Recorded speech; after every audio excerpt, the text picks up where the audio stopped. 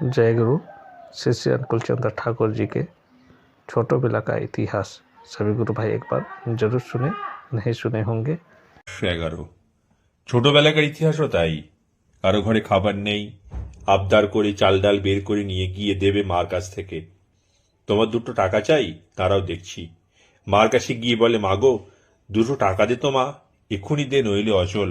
মা চেনেন ছেলেকে, না দিতে পারলে ছেলের আজ উপোস। সুতরাং হাতে না থাকলেও জোগাড় করে দিতে হয়। এও হলো তাই। এখন যে কাছে 6 আনা পয়সা আছে নেই বলবে কেমন করে।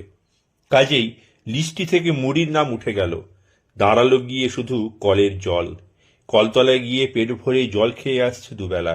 জল খেয়ে 3-4 মাইল হেঁটে যাচ্ছে কলেজে, আবার আসছে। মরা কাটতে যাচ্ছে মুরারি পুকুরে। নাইট ডিউটি দিচ্ছে হাসপাতালের ওয়ার্ডে। কাজের বেলা ঢিল নেই এতটুকুও। জলের উপর